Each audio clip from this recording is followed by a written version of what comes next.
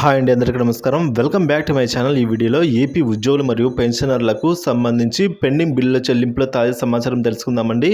కొన్ని pending bill జమ అవుతున్నాయి, ఆ వివరాలు కూడా ఈ వీడియోలో తెలుసుకుందాము.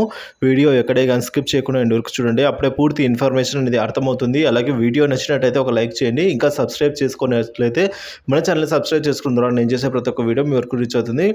ఇక విషయానికి వచ్చినట్లయితే ఏపీ ఉద్యోగులకు పెండింగ్ బిల్లు చెల్లింపుల తాజా సమాచారం ఏంటంటే, పెండింగ్ బిల్లు చెల్లింపులు జరగక తాము సేవలు కూడా నిలిపివేస్తామని హెచ్చరించిన నెట్వర్క్ హాస్పిటల్స్కు ప్రభుత్వం 203 కోట్ల రూపాయలను విడుదల చేసిన సంగతి తెలిసిందే.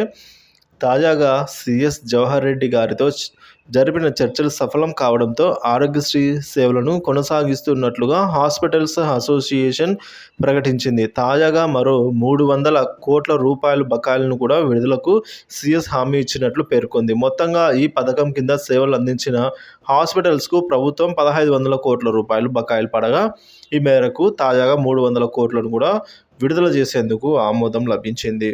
అదేవిధంగా మార్చి 2024లో ఎస్ఎస్సి పరీక్షలు ఇన్విజిలేటర్లకి మరియు ఆన్సర్ పేపర్లను ఇవాల్యుయేట్ చేసిన వారికి, ఉపాధ్యాయులకు, ఇన్విజిలేటర్లకు మరియు ఆన్సర్ పేపర్ ఇవాల్యుయేట్ చేసిన ఉపాధ్యాయులకు రెమ్యునరేషన్ను ప్రభుత్వం ఈరోజు విడుదల చేయడం జరిగింది. అలాగే మార్చి 2024 మరియు ఏప్రిల్ 2024 కుకింగ్ కాస్ట్ బిల్ 1వ తరగతి నుంచి 8వ తరగతి అంటే ప్రైమరీ స్కూల్ వాళ్ళ బిల్ అన్నీ కూడా జమ చేయడం జరిగింది. ఇది ఇలా ఉండగా ఇంకా ఇప్పటి వరకు డిఏ బకాయిలు కానీ సరెండర్ లీవ్స్ కానీ జమ అయినట్లు ఎక్కడ కానీ సమాచారం లేదండి.